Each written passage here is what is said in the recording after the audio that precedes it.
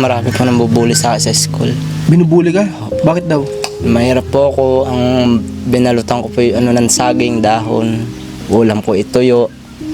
Ngayon po. Nakakalungkot isipin na mayroon na namang isang grade 4 lamang ang natapos nang dahil nga sa pambubuli sa kanya noong mga panahon na siya ay nag-aaral. Pagpasok niyo naka-uniforme ba, naka-sapatos? Nakachanelas po.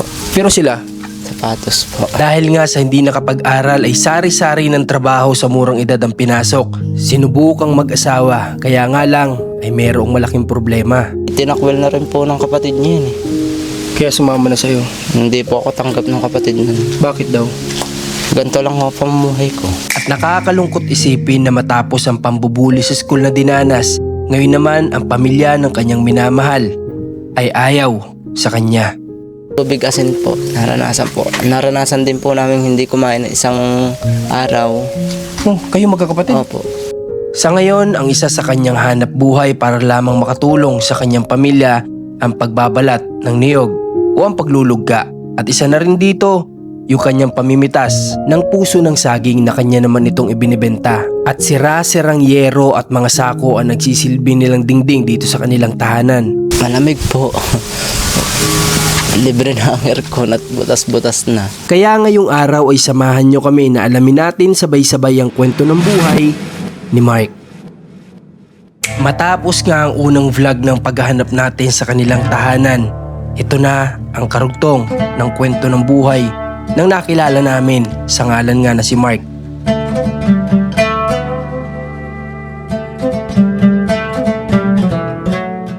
So ito po rin bahay ng Lagayso. Ilang kayo nandito ngayon? Tatlo lang po. Tatlo? Ate mo siya? Opo. Gandang araw po. Ano pangalan mo, ate? Desa po. Ha? Desa. Desa, ilang taon na? 24 po. 24 ka pa nga na, hindi? Hindi po asawa po ako ni Jay. Asawa ka ng kapatid nila? Okay. Ito pala yung bahay nila, guys. Oh. Ito yung bagong scout natin dito sa San Pablo. kuya ko. Ayun yung kuya mo. Yan yung may asawa? Opo. Asawa mo siya? Ay! Hello po. Ikaw pala yung nandun kanina eh. Opo. Sa may nagagawa ng motor. Napapanood ko po kayo. Magandang hapon. Anong pangalan mo? Mark J. Escondo po. Nagagawa ka ng motor doon? Trabaho mo yun? Hindi po. Napadaan lang po ako doon at nagdala po ako ng puso. Ng saging. Nagdala kang puso ng saging. Namuso po ako yun. Nangahagang pa ako mancha. Saan dito? Ito pinagkunan mo? Opo. Sa palakpakin pa po. May anak ka na? Wala pa po. Siya asawa mo ano? Magkasama po kami pamumuso. Namumuso. Butit di pa muna kayo nag-aanak. Ano? Dito, sama-sama kayo. Opo.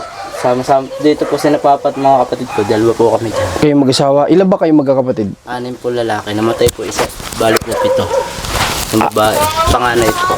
Eh di na tutulog dito. 7. Opo. 5 kapatid mo. Ay, 4 na kapatid. Opo. 5 po. 5 nga ano? 5 tapos mama papa mo. Opo. Yung isa ko po kuya, hindi na po natutulog dyan. Diyan po natutulog sa may karton. Kasi po hindi na po magkasya. Kariton? Opo. Sa kariton lang natutulog? Hala. Ayun, kamag-anakan nyo iba. Wala po. Wala. Hindi nyo kano-ano. Hindi po. Itong lupa na to kanino? Dito po sa may-ari po na yung kubong. Ayun po may-ari yung nasa kubo po. Hindi po yan nakadilaw. Pater kayo. Opo. Pati lang. Sa madaling salita. Kakalipat lang po din namin dito. Saan kayo dati? Dito po sa kabila. Ano po, 14 years po kami nandoon. 14 years? Opo. Tapos po pinalis muna kami. May bibili daw po ng lupa. O buti, pinatira kayo dito. Awa naman ng Diyos at pinatirik niya. Grabe. Ay ngayon, nagpunta sana kami kasi sabi nga tinawagan, wala daw yung mama at papa mo dito. Opo. Nagtatrabaho. Anong trabaho ni papa mo? Nag-ano po siya, nagdedel siya ng pang-ano. Anong trabaho niya? Anong ginagawa? Construction po. Construction. Yung mama mo naman, Sa tindahan po ng ulam sa Concepcion. tatakal ng mga ulam, tagahugas. Apo, tagahugas po. Dishwasher siya doon. Apo. So ikaw naman, ang pinakang trabaho mo ano? Ari lang po, yung pamumuso, paghahanap po ng niyog. Sino nagtanim ng mga saging na yan? Wala po, kahit po puso lang naman po ang kukunin. Alam niya na may-ari. Opo. Nakikiusap na lang kayo. Hindi po, kahit po hindi kami nakiusap, puso naman po kinukuha namin. Okay, hindi naman yung pinakasaging Hindi po, ano. opo. Hindi naman yata Tuwa nila. pa nga po yung may-ari at natatampusan yung kanilang saging. Mabilis lumaki. Tama. Malaking tulong sa inyo. Magkano nabentahan mo? 200 po. 200 pesos. Ilang piraso yun? Ano po, 28 kilos. 17 po ang kilo. May ilang piraso yung bit-bit mo kanina, hindi mo alam. Hindi po. Ba po nasabi. Ayun yung kinita mo. Apo, 200 po. Eh, Pamasahe ko ano. nung dumaan ka doon sa may pagawaan kanina, dumaan kami doon, tumutulong ka talaga doon o napadaan ka lang? Bumili lang po ako ng coke. Nauuna po ako eh. Dahil bit-bit mo yung ano. Apo. Ano yun, may suki ka ng pinagdata. Upo nga tayo. Focus na tayo pwede, dito na lang. Okay, so, ano pangalan mo pala mo? Mark J. Escondo po. Ikaw ay Mark na lang, papatatawag ko Apo. sa'yo. So Mark, ilang taon ka na? Magbe-22 po sa 12. 22. Apo, linggo po. Okay. Ikaw, nung nandun kayo sa kabila, anong ginagawa mo na hanap buhay?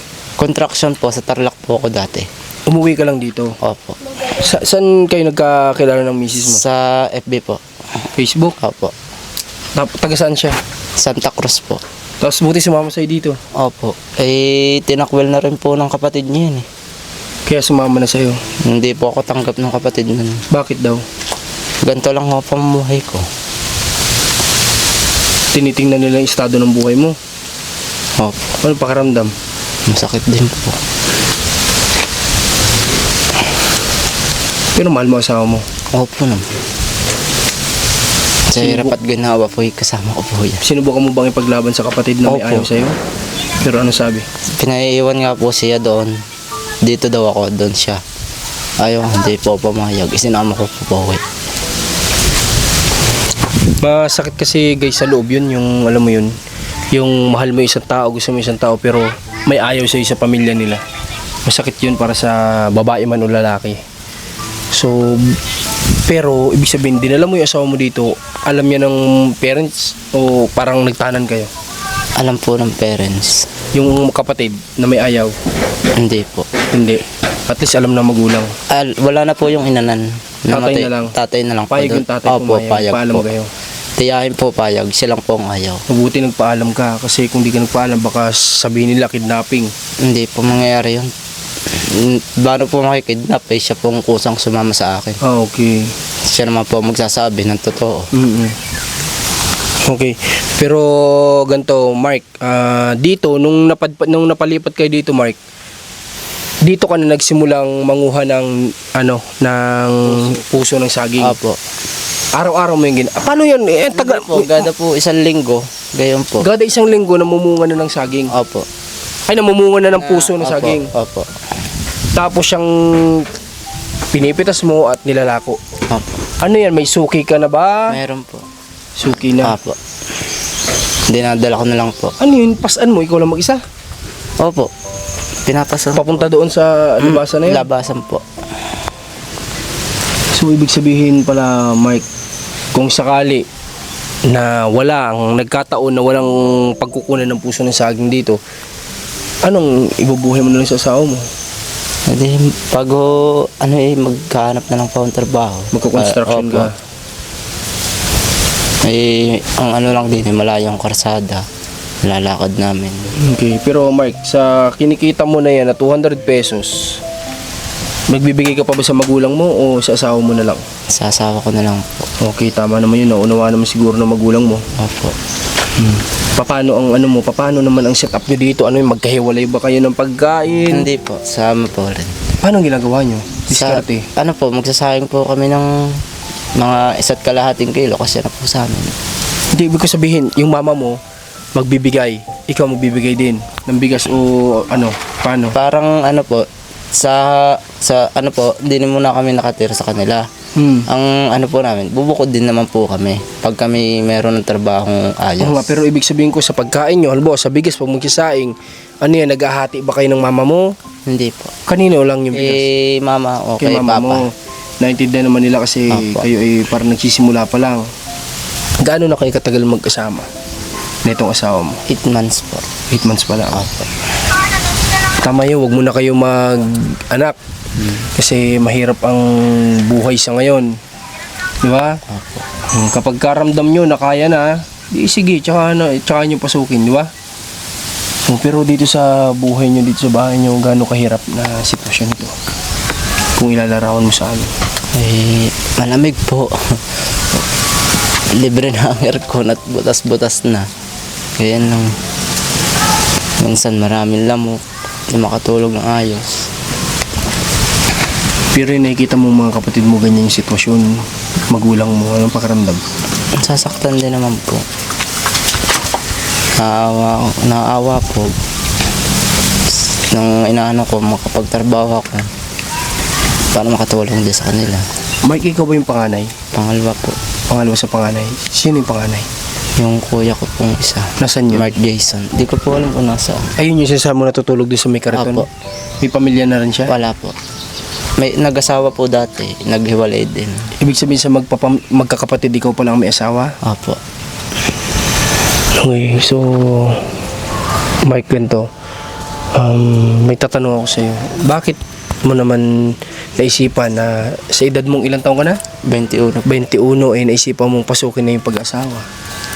Para po maranasan ko din yung buhay na may asawa. May pamilya? Opo. Ngayon, naranasan mo, ano masasabi mo? Mahirap ba o madali? Mahirap. Mahirap. Lalo na't ayaw sa'yo ng mga parents niya. Pero anong nasa isip mo? Susukuan mo ba o didiretso? Ay, didiretso ko po. Didiretso. Lalaban ano? Ay, lalaban ko po yan. Maano din si Mark magmahal. Kahit alam niyang mahirap yung pagpapamilya na pwede mo pa namang ano muna tayo, parang ngayon naranasan natin na mahirap, gawa muna tayo ng paraan para tayo alam mo yun, mapaasenso muna natin yung buhay natin. Then kung tayo talaga may ganun Pero siya iba. Kung ngayon na kaya naman niya, sige lang, gugo niya lang. Ano? Opo. Okay, so ikaw ba, nakapag-aral ka ba? Grade 4 po. Noong grade 4? Ba't hindi ka na tapos? Kasi po marami po nang bubuli sa school. Binubuli ka? Bakit daw? Mahirap po ako. Ang binalutan ko po yung ng saging, dahon. Ulam ko ituyo. Ngayon po. Fishball. Ang ibig sabihin mo, ang baunan mo, yung dahon ng saging? Opo.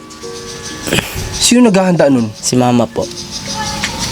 Grabe talaga ang ibang pagtatawanan ka pa imbis na bigyan ka kung ano yung meron sila, pagtatawanan Pero ka po pa. yung teacher ko, nahingi pa po sa akin. Pag sa may dahon ng saging, doon daw po masarap kumain Ibig sabihin, hindi kanya, alam mo yun, hindi kanya, yung parang iba kasi yung mga nasa matataas, parang pandidirian ka na ay, sa ganyan lang siya kumakain, sa ganyan. Yung teacher mo, hindi niya sa'yo pinaparamdam sa madaling salita na ganun ka. Opo. Ano? Kasi humihingi siya sa'yo nung pinagkakainan mo. Kakaawa naman din pala si Mike sa naranasan niya sa school. Pinagtatawanan, di ba? So, ano yun, nung naranasan mo yun, doon ka na nagdesisyon na huminto. Opo. Ano sabi mo kay mama mo?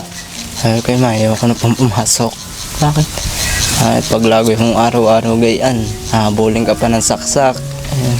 Bakit naman? Bullying nga po.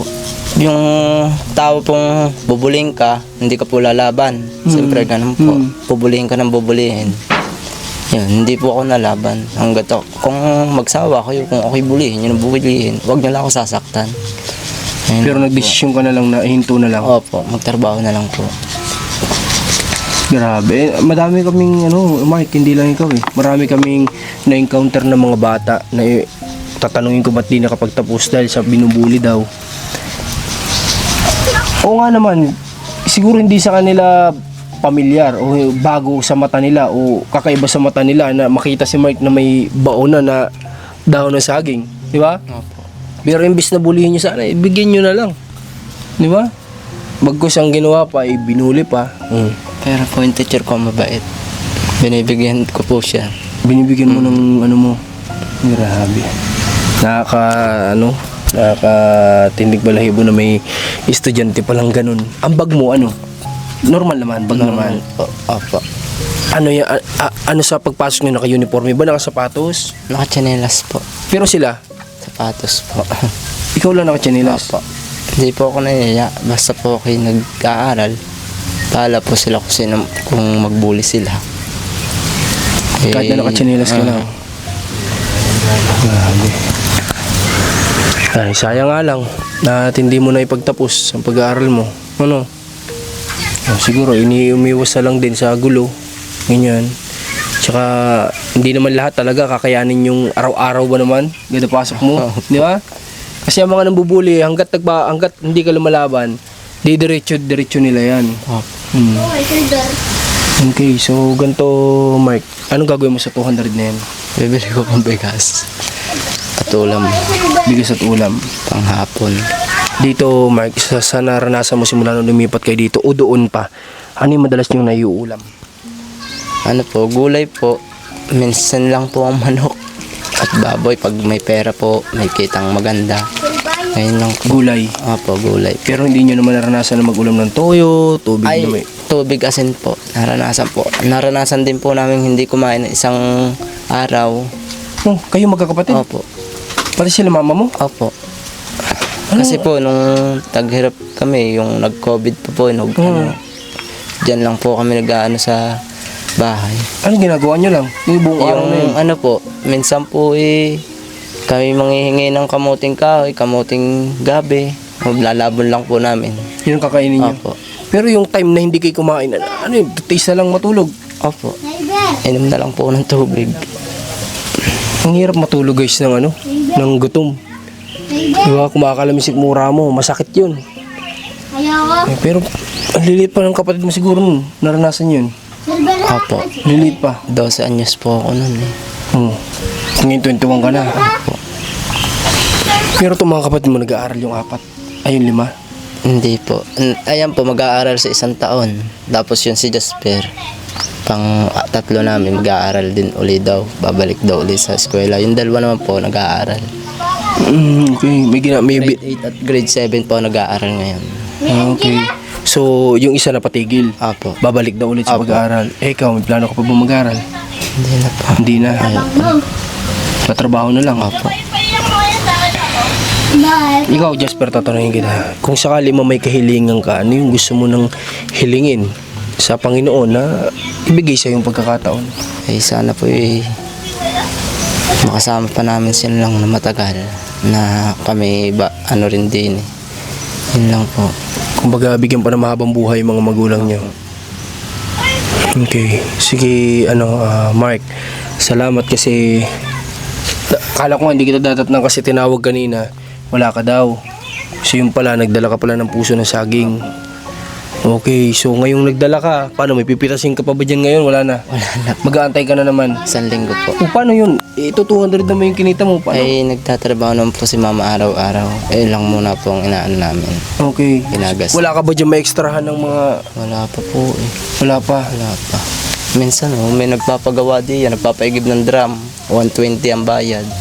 Nigiban mo. Opo. Buti okay naman sa misis mo. Opo. Ano sabi niya sa'yo? Wala naman pong problema dyan. Wala nang problema. Ako yun, Nana.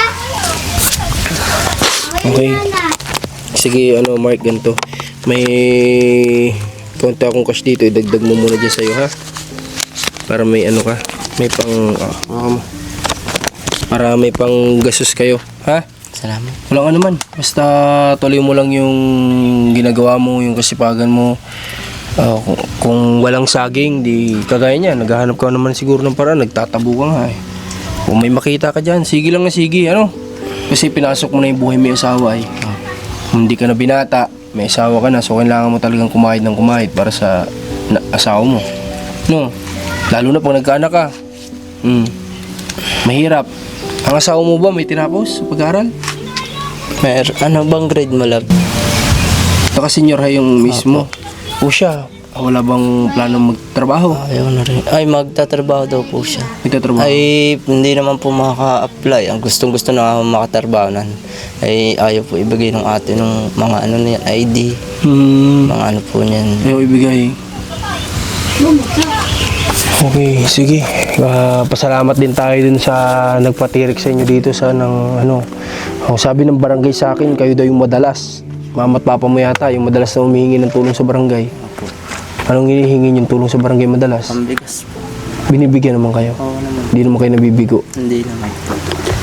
So, ayan. Sila sa kanila nang galing na ang barangay dito talaga ay maaasahan ng taong bayan na malapitan. Di ba? Kasi hindi nga sila nahindian. So, anong bawi nyo naman sa may-ari nito? Maglinis-linis din? Opo, niwawalsan po namin yung kubo niya. Okay. Ayun po. Ito, ibig sabihin nito, giniba nyo lang doon, nilipat dito o nagbili kayong bago? Giniba lang po yun. Kasi nilipat dito. Sinong gumawa? Si Papa po. Okay. Tulong-tulong po kami dyan. Grabe no, tamo nagkakasya sila sa liit ng bahay na to. Ilan sila dito oh? 7 dito sa kabilang kwarto, tapos 2 sila dito mag-asawa. Grabe. So, yun. Mark, sa ngayon at least nalaman na namin itong location nyo, no? At pag-pray natin na sana makabalik kami dito at makabahagi pa ng blessing sa inyo, no? Okay, syempre tayo. Tuloy mo lang, ha? Ano yun, nasa kamay mo na yan? Siya po. Dagta ng ano? Niyog po, nagtapos po ako ng isang araw. Niyog? Yan po, pinagtapasan namin. Ano yun Ayun po, gamit na basang. naglulug ka? Ano bang tawag dito sa inyo yan? Tapas po. Tapas. O, sa amin kasi naglulug ka ba? O sa amin kasi ang tawag niya sa Bicol, naglulug ka ng nyog, yung tinatanggal yung ano. O nakakailang kasi isang araw. Isang araw po ay minsan po ay 700 piraso. Dami. 3 po kami nakatapas kami na napapa 3-5 mahigit. Isang araw yun? Opo. Ang lala. Kasi may na-vlog din ako naglulug ka. 200, 300 sa isang araw. Nagagawa niya, nadadamihan na ako doon. Pero kung siya, 700, ay grabe ang lala nun. Anong oras ka nagsisimula? Maga po. Tapos po, Madilim pa. Hindi po, maga po, alas 7. Mag alas 7, natapos ka. Alas 12 kakain muna po. Tapos, Tapos, balik na naman. Ay, ang bilis. Isang araw lang po kami tapas. Paano ka natuto? Sino turo sa'yo? Wala po. Na, Ano lang po ako. Nagsubok? Tapas. Oo. Una po itap. Sumunod po sa kahoy naman puntilos. Diyan na lang po sa bakal. Diyan po ako nadalian. So, ibig sabihin, ang may patrabaho niyan yung may-ari ng lupa. Opo. Doon naman may nababayad naman sa inyong bukod. Opo. Magkano naman ang kuha nyo? Sa 1,000 po ay 600. Pag naka 1,000 kayo ng nyog, 600 yun. 50 centimos po isa. Tapos, hindi naman yan lagi-lagi. Hindi yan. Di ba? Kaya 4 na buwan na naman yan, 3 hanggang 4 na buwan. Bago na naman kayo magkakaroon ng trabaho. May uli po yan. Ang trabaho kasi guys talaga sa mga ganitong kagaya ng buhay nila, alam mo yun, yung tinatawag na parang isang kahig, isang tuka, kung may kakahigin din, tsaka lang tutuka. Parang ganun. Kung may trabaho, tatrabahuhin din, tsaka makakabiling pagkain. Di ba? Kaya talagang marami tayong kababayan na Pilipino naghihirap kasi nga less opportunity sa sobrang taas ng standard. Kailangan nakagraduate ka ng college, at least K-12 man lang. So siya grade 4. Tingnan natin anong trabaho kaya makukuha niya kung papasok siya sa mga company, di ba? It's either construction worker. Yan naman talaga yung reality kasi mataas yung standard dito eh. Pero huwag ka mawala ng pag-asa ha. Laban lang. Malay mo naman someday bigyan ka ng break, magkaroon ka ng sarili mo negosyo. Di ba? Okay. Sige, ilibot mo kami sa bahay niyo. Tingnan natin. So, saan na nagsisilbi yung CR? Doon po kami sa kabanda po. Wala, layo pa. Pero lang. Kumusta ang bubong nyo? Tulo-tuloan, hindi naman. Wala kasing ulan. Yero lang pala ang dingding nyo. Pero po lahat yan. Napakainit nito. Buti na nga lang din mahangin-hangin dito sa inyo. Kasi kung hindi sobrang init niyan. Grabe. Pero kapag gabi, malamig to. Ano? Napakalamig po. Kaya sabi niya, libre aircon daw kasi yung bintana nila bukas lang. Paano to? Walang sinasara dyan? Meron? Cortina po. Kurtina lang. Opo. Wala rin privacy. Hindi bali. Yaman mo. Diretso lang. Pray lang tayo. Nagdadasal ba kayo? Pray lang kayo. Malay mo naman, bigyan kayo ng pagkakataon ni Lord na mabago yung buhay. Diba? Alright, so palabas na kami dito sa area nila, Mark. Mabuti na lang talaga nagkataon na dito sa area nila ay medyo kahit paano mahangin-hangin dahil maraming puno. Pero paano na lang kung lantad na lantad yung bahay nila, grabe yun. Kasi dingding, yero, bubong yero, lahat yero. At ayun, si Mike, nakita naman natin na although may rason siya ang sarili niya kung bakit niya pinasok yung pagpapamilya sa likod ng sitwasyon ng buhay ngayon. Pero hindi naman niya hadlang sa pangarap, di ba? Kahit nga magkaroon ka ng anak, ni hadlang sa pangarap yun. Gawin mong inspirasyon, gawin mong positive, di ba? Para mas magsumikap pa sa buhay. So yun, pag-pray na lang natin si Mark na sana ay kung ano mga pangarap niya, ma-achieve niya at